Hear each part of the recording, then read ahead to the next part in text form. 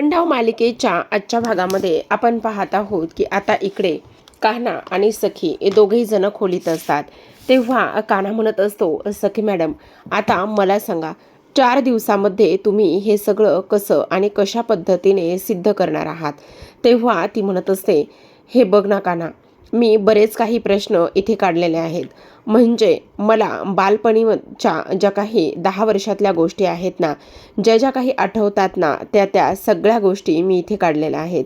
आता मी ह्या सगळ्या गोष्टी, हे सगळे प्रश्न काढल्यानंतर आता ते प्रश्न मी विचारणार आहेत, ज्या मला बेसिक माहिती आहेत. मग त्याचं खरं खरं उत्तर कोण देईल ना, तीच माझी खरी आई असणार आहे, असं इकडे ती म्हणत असते. आता संध्याकाळची वेळ असते आणि संध्याकाळच्या वेळेला कान्हाने आता इकडे शुभंकरोती म्हटलेलं असतं. आणि शुभंकरोती म्हटल्यानंतर आता आपण पाहतो की तिथे सरकार आलेली असते. ती सुद्धा ऑफिसवरून आलेली असते. आणि जेव्हा ती ऑफिसवरून येते तेव्हा मात्र इकडे आता लगेचच ती म्हणत असते, हे सगळं काय आहे. त्याच वेळेला आता इकडे कान्हा म्हणत असतो, खरं तर इथे शुभंकरोती म्हटलं ना, तर मग घरातली इडा पिडा आणि त्याचबरोबर निगेटिव्हिटी ह्या सगळ्या गोष्टी दूर होतात, असं म्हणूनच हे सगळं केलं आहे.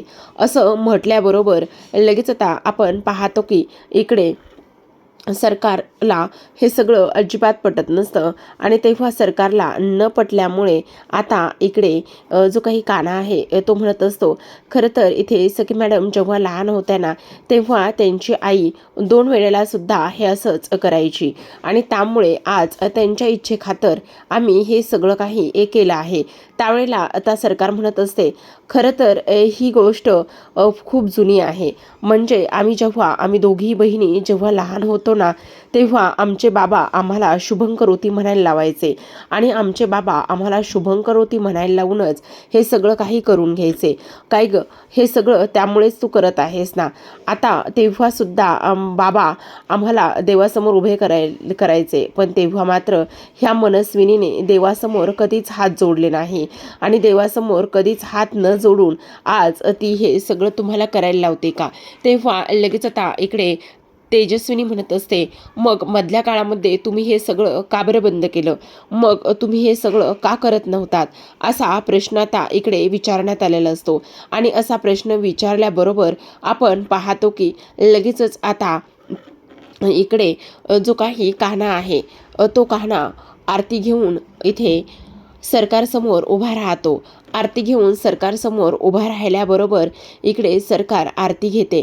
आणि तेव्हा आता ती म्हणत असते, खरं तर आता निगेटिव्हिटी जाणार आहे आणि ती सुद्धा लवकरच निगेटिव्हिटी जाणार आहे, असं सुद्धा इकडे आता ते बोलत असतात.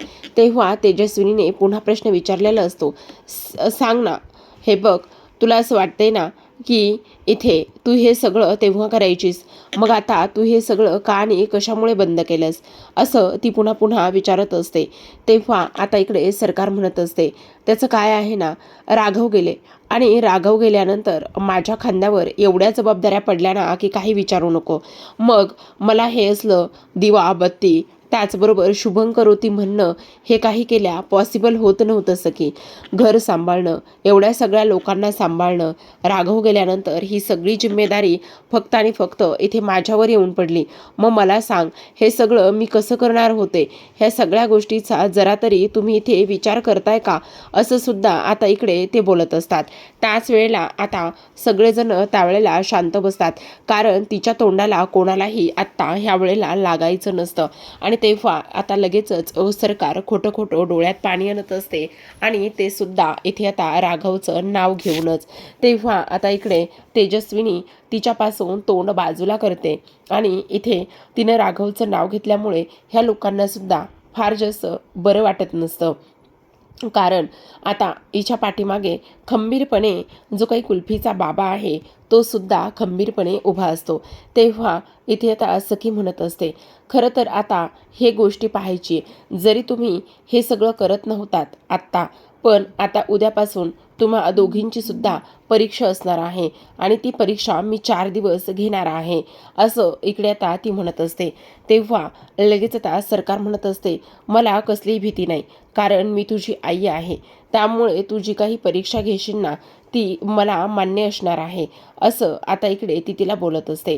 तेव्हा सखी म्हणत असते, ते तर आता होणारच आहे. काही जरी झालं ना तरीसुद्धा मी परीक्षा तर घेणारच आहे. आता इकडे जो काही काना आहे तो पाहतच असतो. तर आता सगळ्यांची खाणं पिणं जेवणं वगैरे सगळं काही झाल्यानंतर पुन्हा एकदा सगळेजण एकत्र बसतात आणि सगळेजण एकत्र बसल्यानंतर आपण पाहतो की इकडे आता सखीनं काही निवडक असे प्रश्न काढलेले असतात आणि निवडक असे प्रश्न काढल्यानंतर तिने 2 रंगाच्या चिठ्ठ्यासुद्धा बनवलेल्या असतात. ज्या चिठ्ठ्या इकडे आता ती एक चिठ्ठी हिच्याकडे देते तेजस्विनीकडे आणि एक चिठ्ठी एक कागद आता सरकारकडे देत असते आणि सरकारकडे दिल्यानंतर आपण पाहतो की लगेचच आता इकडे सखी खाली बसते आणि तेव्हा दोघींनाही एक एक पेन देण्यात येतो. दोघींनाही एक एक पेन दिल्यानंतर आता इकडे परशू म्हणत असतो, सखी नेमकं काय करणार आहेस तू? कशाबद्दल काय विचारणार आहेस? म्हणजे हे नेमकं तू कसं आणि कशाबद्दल करणार आहेस? असं इकडे आता ती विचारत असते. त्याच वेळेला आता आपण इकडे पाहतो की सखी म्हणत असते, खरं तर मी खूप लहान होते आणि लहान असताना बाबांना असं काहीतरी एक दुखणं आलं आणि त्या दुखण्यामुळे बाबांना हॉस्पिटलमध्ये घेऊन जावं लागलं आणि तेव्हा डॉक्टरांनी बाबाचे वाचण्याचे सुद्धा चान्सेस दिले नव्हते. बाबांना एवढा त्रास व्हायला लागला होता की काही विचारूच नका.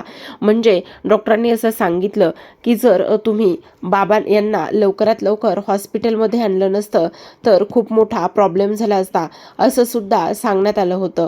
पण तेव्हा एक गोष्ट समजली की काही जरी झालं ना तरीसुद्धा बाबांना वाचवणं फार गरजेचं होतं आणि डॉक्टरांच्या खूप प्रयत्नानंतर आणि त्याचबरोबर खूप काही गोष्टी केल्यानंतर फायनली बाबा वाचले गेले आणि त्याचमुळे हा प्रश्न आहे. आणि तेव्हा बाबांना असं काय झालं होतं की बाबांना असं हॉस्पिटलमध्ये घेऊन जावं लागलं? अशी कोणती गोष्ट होती आणि त्यांना एवढा त्रास कोणत्या गोष्टीमुळे झाला, हेच आज मला तुम्हाला विचारायचं आहे. दोघींनाही ती तो प्रश्न विचारते आणि तेव्हा तेजस्विनी आता इकडे लगेचच त्या प्रश्नाचं उत्तर लिहिते. पण सरकार मात्र फक्त आणि फक्त इथे डोक्याला पेन लावूनच बसलेली असते. तिला कळत नसतं काय लिहावं म्हणून.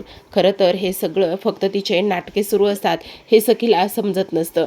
आता इकडे परशू आणि त्याचबरोबर मीनाक्षी ह्या दोघेही जण म्हणत असतात, खरं खरं सांग ह्या सगळ्या गोष्टी कशामुळे झालेल्या आहेत? म्हणजे सखी हे तर आम्हाला काहीच माहिती नाहीये. म्हणजे भाऊजींना एवढा आजार झालता? परशू म्हणत असतो, दादाला एवढा आजार झालता हे आम्हाला माहिती नाही. तेव्हा सखी म्हणत असते, तेव्हा तुम्ही कोणीच लोक घरात नव्हतात. तुम्ही दोघेही जण बाहेर सगळेच बाहेर गेला होतात आणि तेव्हा फक्त आणि फक्त इथे मी आणि त्याचबरोबर आई आम्ही दोघीच जणी घरात होतो. आता मला बघायचंय की ह्या प्रश्नाचं खरं खरं उत्तर कोणी दिलं आहे आणि तेव्हा काय झालं होतं असं लोक ती विचारतात. आता त्याच वेळेला इकडे ती म्हणत असते, खरं तर इकडे ना बाबांनी कडूदुधी खाल्ली होती आणि बाबांनी कडूदुधी खाल्ल्यानंतर बाबांना हा त्रास इकडे झाला होता, असं सखी सांगत असते. आता सखीनं ह्या प्रश्नाचं उत्तर दिलेलं असतं, पण त्याआधी ह्या प्रश्नाचं उत्तर दिल्यानंतर लगेचच सखीने त्या दोघींच्या हातून सुद्धा चिठ्ठ्या घेतलेल्या असतात. आता ती सुरुवातीला जी काही चिठ्ठी आहे ती चिठ्ठी इथे सरकारची घेते आणि त्यानंतर तेजस्विनीची. पण ओपन करताना ती तेजस्विनीची चिठ्ठी ओपन करते आणि तेजस्विनीने असं लिहिलेलं असतं की राघवने कडूदुधी खाल्ली होती आणि कडूदुधी राघवने खाल्ल्यानंतर राघवला हा त्रास इथे झाला होता, असं तिने त्या चिठ्ठीमध्ये लिहिलेलं होतं. आणि ती चिठ्ठी जेव्हा सखी वाचते तेव्हा सगळ्यांना खूपच मोठा धक्का बसतो. खरं तर आनंदसुद्धा झालेला असतो की इथे काही जरी झालं तरीसुद्धा खरी चिठ्ठी खरं उत्तर इथे त्या तेजस्विनीने दिला आहे असं सगळ्यांना वाटत असतं. आता सखी त्यांच्याकडे पाहतच असते आणि त्यानंतर ती सरकारची चिठ्ठी हातामध्ये घेते. सगळ्यांना तेजस्विनीने लिहिलेलं ते उत्तर ती दाखवण्याचा प्रयत्न करत असते. ती म्हणत असते, बघितलं हे उत्तर ह्यांनी लिहिलं आहे. तेव्हा काना म्हणत असतो, ते उत्तर ती लिहिणारच ना, कारण सगळ्यात महत्त्वाची गोष्ट म्हणजे इकडे त्याच खऱ्या तेजस्विनी आहेत, सखीच्या आई त्याच आहेत. मग ते उत्तर त्यांना माहीतच असणार ना, असं कान्हाचं म्हणणं असतं. पण त्यानंतर आता वेळ असते ती म्हणजेच की इथे सरकारचा हातातला कागद घ्यायचा आणि सरकारच्या हातातली जी काही चिठ्ठी आहे ती पाहायची. आणि सरकारच्या हातामध्ये चिठ्ठी असणारी आता इकडे सखी घेते, पण सरकारने डोक्याला हात लावून घेतलेला असतो. सरकार हे फक्त आणि फक्त इथे नाटक करत असते. तिला एकच दाखवायचं असतं की नाही, हे फक्त मी चुकीचं लिहिलंय किंवा मला माहितीच नाही, ह्या सगळ्या गोष्टी दाखवण्यासाठी ती ते ड्रामा करत असते, नाटक करत असते. पण उत्तर तर लिहिलेलं असतं. जेव्हा सखी आता ती चिठ्ठी ओपन करते आणि सखीने ती चिठ्ठी ओपन केल्यानंतर पाहते तर काय, इथे आता सरकारने सुद्धा कडूदुधी असंच त्या प्रश्नाचं उत्तर लिहिलेलं असतं. आणि कडूदुधी या प्रश्नाचं उत्तर लिहिल्यानंतर लगेचच आता आपण पाहतो की इकडे सखी आणि त्याचबरोबर सगळेजण धक्का लागल्यासारखंच त्या लोकांकडे पाहत असतात. आणि तेव्हा कान्हाला सुद्धा हा प्रश्न पडतो की हे कसं शक्य आहे. तेव्हा आता इकडे आईनं सुद्धा कडूदुधी हे उत्तर लिहिलं आहे असं सखी म्हणते. आणि तेव्हा कडूदुधी हे उत्तर हिला कसं आलं हा प्रश्न तेजस्विनीच्या सुद्धा मनामध्ये आलेला असतो. तेव्हा दोघींचेही उत्तरं सेम आहेत असं आता इकडे सखी म्हणत असते. पण तेव्हा तेजस्विनी म्हणत असते, अगं अगं सखी, हिच्यावर काही विश्वास ठेवू नकोस, हिने नक्कीच काहीतरी डाव टाकला असेल, हिच्यावर अजिबात विश्वास ठेवू नकोस, हिला हे उत्तर येणं शक्यच नाही असं तिचं म्हणणं असतं. आता त्याच वेळेला गौतम सुद्धा म्हणत असतो की अगं सखी, हिच्यावर विश्वास ठेवू नको, तुला एक गोष्ट सांगू का, नक्कीच ह्या सरकारची काहीतरी चाल असेल. तेव्हा सखी म्हणत असते, अरे काका, पण उत्तर तर दोघींनीही सेमच लिहिलेलं आहे ना, मग हे कसं काय शक्य असू शकतं. त्याच वेळेला आता इकडे सरकार उभी राहते आणि सरकार उभी राहिल्यानंतर ती आता एकच प्रश्न विचारत असते. आणि तो प्रश्न म्हणजे, हे उत्तर, मला एक प्रश्न पडलाय, खरं खरं सांग मनस्वी, तुला हे उत्तर कसं काय माहिती, तू ह्या प्रश्नाचं उत्तर कसं काय दिलंयस, बोल ना, बोल मनस्विनी, तू ह्या प्रश्नाचं उत्तर कसं काय दिलेस, मला हे जाणून घ्यायला नक्कीच आवडेल की तुला ह्या प्रश्नाचं उत्तर आलं कसं. हा प्रश्न आता इकडे तिने पुन्हा एकदा विचारलेला असतो. आणि हा प्रश्न विचारल्यानंतर आता सगळेजण शांत बसतात. पण गौतम म्हणत असतो, हे बस सखी, एवढ्यात निर्णय घेऊ नकोस, कारण ही बाई खूप डावपेच खेळणारी आहे, ह्या बाईवर तू असा विश्वास अजिबातच ठेवू नको, हे बघ, ह्या बाईची ही काहीतरी चाल आहे असं इकडे आता तो बोलत असतो. तेव्हा सखी म्हणत असते, अरे काका, पण बघ ना, तू बघ ना, हे उत्तर तर तिने दिलेलं आहे ना, मग तिच्यावर कसा आणि कशा पद्धतीने मी संशय घेऊ तेच मला कळत नाही. तेव्हा आता इकडे लगेचच सरकार म्हणत असते, माझ्याकडे एकच नाही तर आणखी एक पुरावा आहे असं म्हटल्याबरोबर सरकार खोलीमध्ये जाऊन हॉस्पिटलचं बिल घेऊन येत असते. आणि हॉस्पिटलचं बिल घेऊन आल्यानंतर ती आता लगेचच ते बिल सगळ्यांसमोर पकडते आणि सखीच्या हातामध्ये देऊन म्हणत असते, हे बघ, माझ्याकडे आणखी हा एक पुरावा आहे, हे जेव्हा राघवला हॉस्पिटलमध्ये ॲडमिट केलं होतं तेव्हाचं हे बिल आहे असं म्हणून ती आता सखीला ते बिल दाखवते. आणि तेव्हा सखी ते बिल पाहून तिला धक्काच बसतो. आता ती ते बिल तेजस्विनी सुद्धा पाहते. तेजस्विनीने ते बिल पाहिल्यानंतर तिला तर विश्वासच बसत नाही. ती लगेचच म्हणत असते, हे बिल तुझ्याकडे कसं काय आलं असा प्रश्न ती विचारत असते. तेव्हा आता सखी म्हणत असते, हे जे काही बिल आहे ना, हे बिल तुमच्याकडे आहे का, सांगा ना, हे जे इथे आईनं बिल दाखवलेलं आहे ते बिल तुमच्याकडे असेल तर प्लीज तुम्ही ते बिल दाखवू शकता असा प्रश्न आता इकडे विचारण्यात आलेला असतो. आणि असा प्रश्न विचारण्यात आल्यानंतर आता तेजस्विनीकडे काहीही उत्तर नसतं. कारण इकडे आता सरकार म्हणत असते, कारण तिच्याकडे ते बिल नसणारच आहे, कसं शक्य आहे तिच्याकडे ते बिल असणं, शक्यच नाहीये, कारण खरी तेजस्विनी तर मी आहे ना, मग ते बिल माझ्याकडेच असलं पाहिजे ना, गेली कित्येक वर्ष हे सगळ्या गोष्टी मी इथे जपून ठेवते, मी तुम्हा कोणालाही हे सगळं काही दाखवत नाही, पण हे सगळं मी इथे जपून ठेवत आहे असं सुद्धा आता इकडे ती बोलत असते. आणि त्याच वेळेला आता इकडे पुन्हा एकदा सरकार तेजस्विनीला विचारत असते, खरंच मला एक गोष्ट जाणून घ्यायला आवडेल की आता तुझ्याकडे ह्या सगळ्या प्रश्नांची काय उत्तर आहेत, तुझ्याकडे बिल नाही आहे, तुझ्याकडे ते उत्तर कसं आलं, ह्या सगळ्या गोष्टी जाणून घ्यायला मला नक्कीच आवडतील. बोल ना, सांग ना, तुझ्याकडे बिल कसं नाही आहे आणि कडूदुधी हे प्रश्नाचं उत्तर तुला नेमकं आलं तरी कसं? सांगतेस का, बोलतेस का, असं सरकार मुद्दामच म्हणत असते. आणि तेव्हा सखीच्या डोळ्यामध्ये पाणी आलेलं असतं. तेव्हा तेजस्विनीकडे आता काहीच उत्तर शिल्लक राहिलेलं नसतं. शेवटी सखी म्हणत असते, आज आज एका दिवसासाठी का होईना पण तुम्ही हारलेला आहात. आज हे माझ्या आईला बिल सापडले. तुम्ही दोघींनीही खरं उत्तर जरी दिलेलं असलं तरीसुद्धा एक गोष्ट मात्र नक्की आहे की आज माझी आई जिंकलेली आहे.